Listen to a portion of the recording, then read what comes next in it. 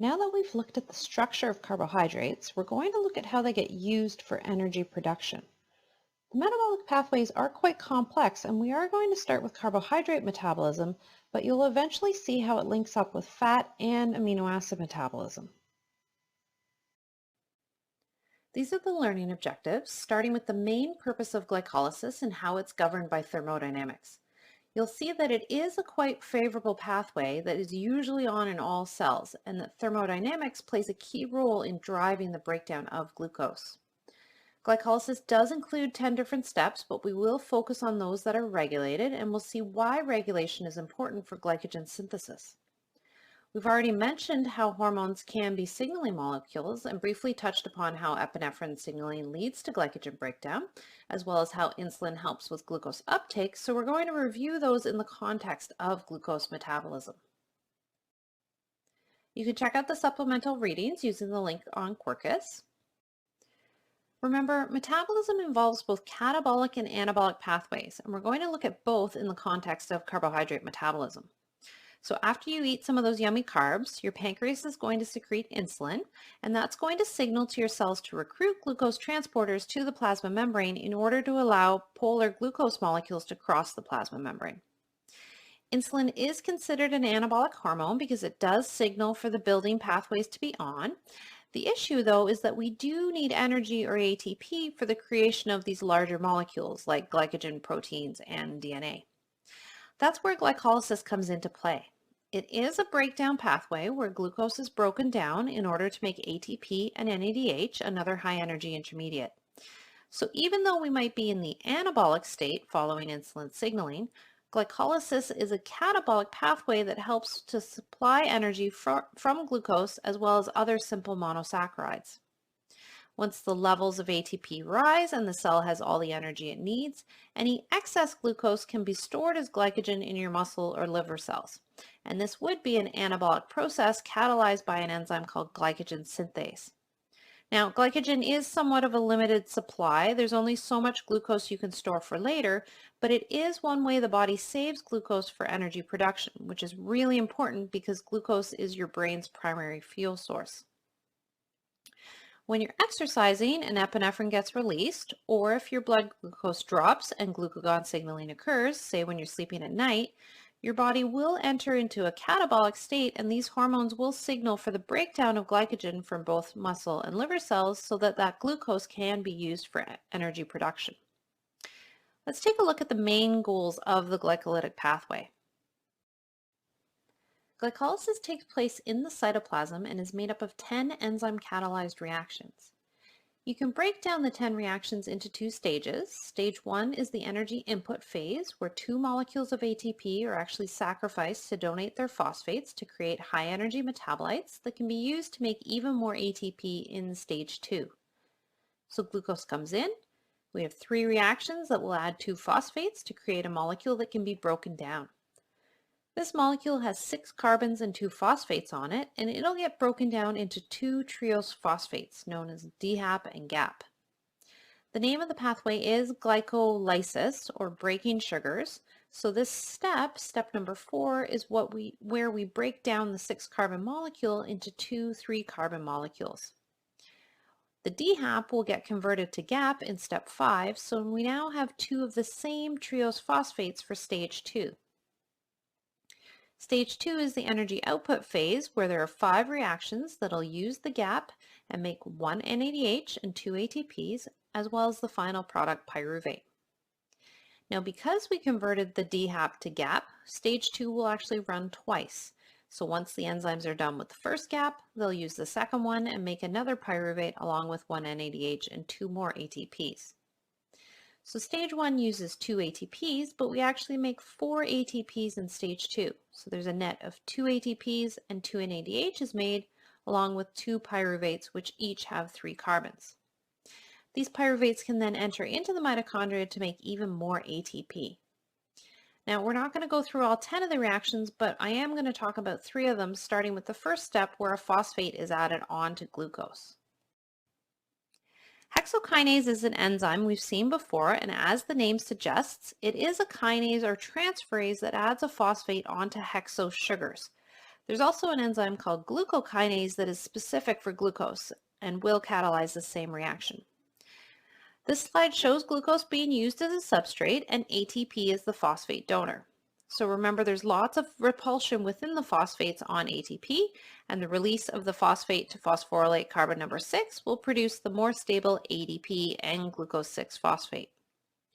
The phosphorylation of glucose actually traps it in the cell. The glucose transporters can't export that glucose 6-phosphate, so it does get used in the cell. Now, this reaction alone is thermodynamically very favorable in the forward direction, as represented by this longer forward arrow. And the product, glucose 6-phosphate, can actually slow down the reaction by inhibiting the enzyme that speeds it up. So if the enzymes are inhibited and the reaction slows down, that glucose could maybe leave the cell and then get used by another cell that may also need it. So let's take a look at how this enzyme functions. Hexokinase was actually one of the first enzymes studied because it is soluble in the cytoplasm in high quantities, and you can get it from red blood cells. On the right is the structure of the enzyme, and there is a large conformational change that occurs when the substrates bind. The enzyme kind of forms this U-shaped molecule where the active site's in the middle, and even though magnesium and ATP as well as glucose bind in the active site, they're not really in close contact until there is a conformational change. This will bring the C6-hydroxyl near to the gamma phosphate to attack and allow for the production of glucose 6-phosphate. If you zoom in on the active site residues, you would find a lot of charged and polar residues helping coordinate binding. And this conformational change that is needed is referred to as an induced fit model for binding of substrates, allowing for the reaction to occur. Now remember, enzymes simply speed up the reactions and allow them to reach equilibrium faster, but the phosphorylation of glucose is spontaneous even without hexokinase, and thermodynamics plays a key role in the entire pathway. This table shows the 10 steps of glycolysis, and you don't need to memorize them all, it's just provided for your information. But there are 3 key reactions we're going to cover. So in the first column are the 10 steps with the reactions in column 2 and the column 3 listing the enzymes, and some of the names will give you an idea of the types of reactions they're catalyzing. For instance, the kinases or transferases, but there's also some isomerases and a dehydrogenase, and that's where the NADH is made. What I want you to do is look at the standard free energy changes. We can see that some of the reactions are favorable under standard conditions, such as minus 16.7 kilojoules per mole if we look at the numbers in brackets for hexokinase, as well as minus 14.2 kilojoules per mole for step 3. Well, some of them they're not favorable at all, plus 23.8 kilojoules per mole for step 4, and that's the lysis or the breaking reaction. If we compare the reactions under standard conditions to cellular conditions, you can see how the concentration of substrates and products can influence and change the thermodynamics of the reactions. We still have some negative Gibbs free energy changes, so step 1 is even more favorable, as well as step 3, and then step 10 is slightly less, but still favorable in the forward direction, while the other 7 reactions are all close to 0, even more pronounced for step 4 that was unfavorable, but now is slightly favorable with a delta G of minus 1.3 kilojoules per mole. We can also plot these changes on a graph to look at the overall change for the entire pathway.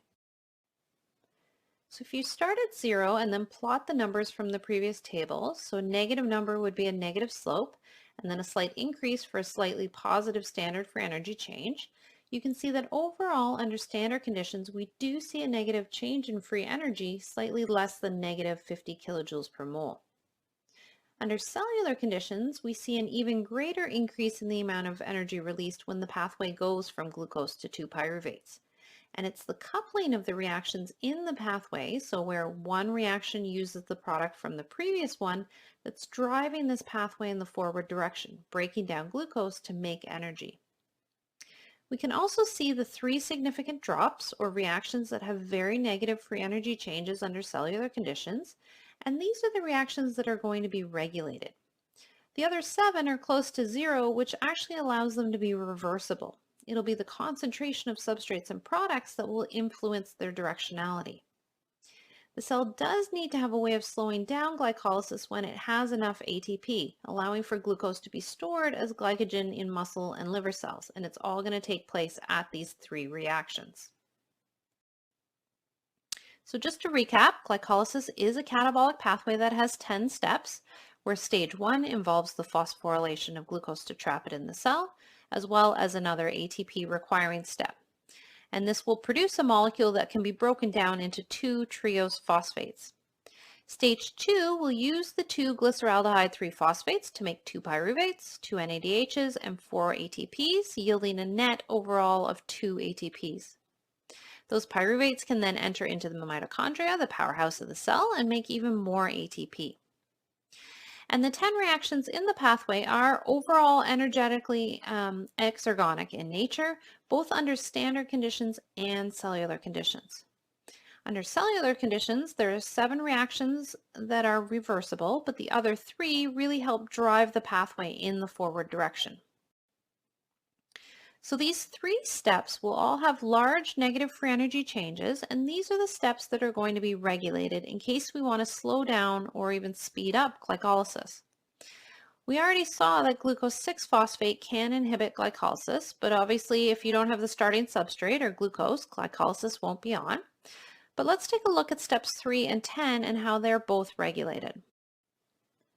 Step 3 is the second ATP requiring step, where phosphofructokinase 1, or PFK1, is going to transfer a phosphate from ATP onto carbon number 1 of fructose 6-phosphate. We did skip step number 2 that isomerized glucose 6-phosphate to fructose 6-phosphate. There are a few allosteric regulators of PFK1 where ATP and citrate both inhibit the enzyme. Now, if you think about the goals of glycolysis, one of them being the generation of ATP, this makes sense that if you have lots of ATP, we can slow down the pathway at this step. Citrate is a molecule made in the citric acid cycle, which also plays a central role in the catabolism of fuel molecules. So if we have lots of things like fats or amino acids being broken down as well, this can also slow down glycolysis.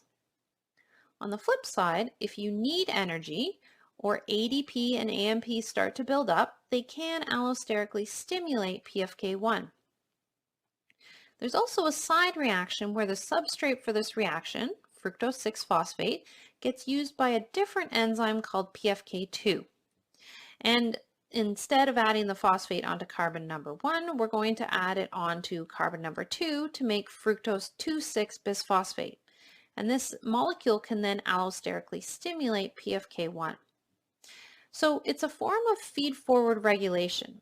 If the substrate is starting to build up, we're going to sacrifice one substrate molecule in a side reaction to make an allosteric stimulator that will tell the enzyme to get its acting gear and start making more product. We could look at the kinetics of PFK1 and remember allosteric enzymes will have multiple subunits that are catalyzing reactions. So here we're looking at measuring the rate of the reaction as a function of fructose 6-phosphate, one of the substrates. ATP is also a substrate, but there are actually 2 ATP binding sites, the active site where it gets used as a substrate, as well as an allosteric inhibitory site. When ATP is bound to the inhibitory site, we actually see a sigmoidal shaped curve, meaning the enzyme subunits are all in the T or tight state, and you actually need more substrate, or fructose 6-phosphate, to bind and induce the conformational change for the reaction to occur. When there is low energy in the cell, ADP or AMP can bind to that allosteric site, stimulating the enzyme to catalyze the reaction, and we get more of a hyperbolic type curve. Now, both of these curves would essentially reach a similar maximal velocity when there's saturating levels of fructose 6-phosphate. The last step, step 10, involves the production of ATP from a molecule called phosphoenolpyruvate, which is very unstable high-energy intermediate, and we sometimes abbreviate it as PEP, as it is quite peppy and has lots of energy due to the repulsion in its structure. Pyruvate kinase is a transferase that transfers a phosphate from PEP onto ADP to make ATP and is regulated in 2 ways. The first is allosteric regulation, where low energy can also stimulate this enzyme and ATP can inhibit it, similar to what we saw for PFK1. There's also other intermediate metabolites such as alanine and acetyl-CoA that can also inhibit it. Both of these can be made from pyruvate, so if we have lots of these molecules present, it'll be a form of feedback inhibition. Fructose 1,6-bisphosphate came from step 3, made by PFK1. So if the last step of the pathway is not fast enough and reactions are starting to back up, we can have a type of feed-forward regulation that tells the last reaction to hurry up and make product. Pyruvate kinase is also covalently regulated by phosphorylation. In the dephosphorylated state, it's active as shown for the reaction is written. When blood glucose drops, glucagon, which was that low blood glucose hormone secreted from the pancreas, will signal through its GPCR receptor, ultimately leading to the phosphorylation of pyruvate kinase by protein kinase A. This will slow down glycolysis, and this happens specifically in the liver. The liver has the ability to actually share its glucose with the rest of the body, and to do that, it needs to slow down glycolysis. When blood glucose levels is restored, insulin signaling will allow for blood glucose uptake, but also activate a phosphatase that'll take over and dephosphorylate pyruvate kinase so that glucose can then be used in glycolysis. So since glycolysis is an energetically favorable pathway, we need to have a way of turning it off to stop the catabolism of monosaccharides. When the cell has enough energy or other molecules are present that can be used to make energy, glycolysis will slow down. Low energy can stimulate the pathway at steps 3 and 10, and the presence of fructose 1,6-bisphosphate as well as fructose 2,6-bisphosphate can also stimulate pyruvate kinase and phosphofructokinase 1 respectively. We see that these molecules regulate these enzymes allosterically, and pyruvate kinase can also be inhibited through phosphorylation in the liver following glucagon signaling. When ATP levels rise, we can instead store any excess glucose as glycogen in liver and muscle cells, and then that can then be used in glycolysis at a later time when we don't have any dietary glucose coming in. So let's just briefly review glycogen breakdown. It is the storage form of glucose, so it's going to be the catabolic hormones, epinephrine and glucagon, that will signal for the phosphorylation and activation of an enzyme called glycogen phosphorylase. This enzyme uses a phosphate to break off a glucose from the non-reducing ends of glycogen. So this is what we would call a phosphorylysis reaction. The molecule that's made is actually glucose 1-phosphate, which we can't use in glycolysis. So there is an isomerization reaction that we've seen before, catalyzed by phosphoglucomutase that will instead make glucose 6-phosphate. Now, there are similar trends when it comes to the allosteric regulation of glycogen phosphorylase. It can also be inhibited by ATP as well as glucose 6-phosphate, the downstream product, so we don't need to break down any more glycogen. Or it can be stimulated by low energy or AMP if we need to make more energy. Here's the reaction that takes place at the non-reducing ends. A phosphate can attack the reactive anomeric carbon at C1, and this will produce glucose 1-phosphate as well as a chain that has one less glucose unit. Hopefully these structures do look familiar, and if you're unsure about the numbering scheme, go back and review the carbohydrates lecture.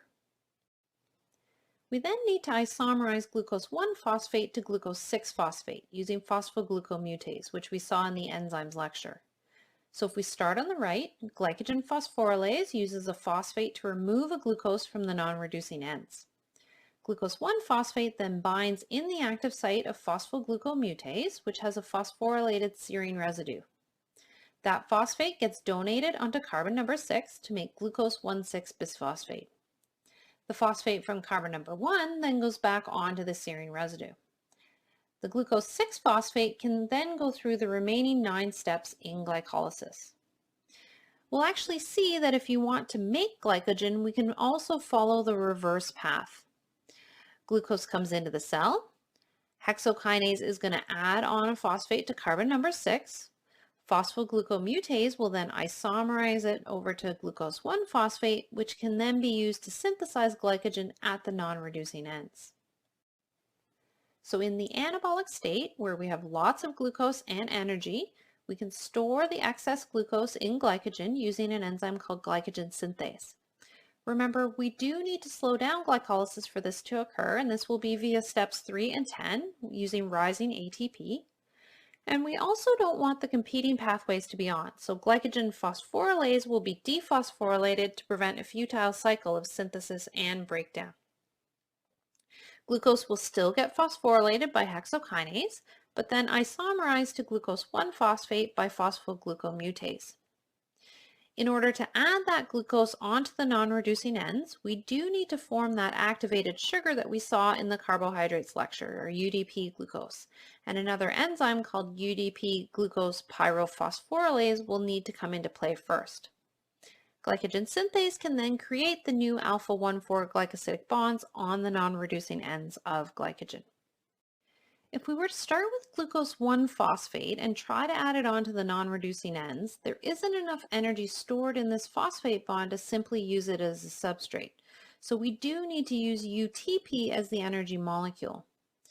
UDP glucose pyrophosphorylase is going to transfer UMP, or 1-phosphate and uridine, onto glucose 1-phosphate, and pyrophosphate, or PPI, is going to get released. We now have our activated form of glucose that can be used to make glycogen. Glycogen synthase will then bind to UDP glucose and the non-reducing ends of glycogen, and the C4 hydroxyls will attack the anomeric carbon. This will create the new alpha-1,4 bond, and UDP will be our leaving group. So in summary, we have this catabolic pathway in the cytoplasm of every cell that's constantly breaking down glucose. This will produce 2 ATPs, 2 NADHs, and 2 pyruvates under aerobic conditions, and we will see later on in the course what happens when you don't have enough oxygen in the cell. If you were to start with a glucose molecule from glycogen, we actually make one more ATP since we bypass the first ATP requiring step, hexokinase.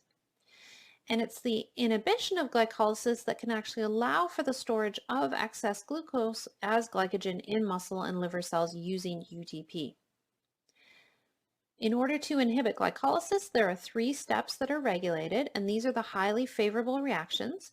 And it's the catabolic and anabolic hormones that also play a role in the regulation of pyruvate kinase in glycolysis and through glycogen phosphorylase and glycogen synthase. So I know we've covered a lot of enzymes in this lecture, but their names should help you understand what they're doing. And there are similar trends in terms of regulation and the types of reactions that we've seen before. So this all should be really reinforcing what you've learned to date throughout the course. It might be helpful to start making a table or flashcards to keep track of what they're doing and, more importantly, their regulation. So check out the BBQs on Quirkus before moving on.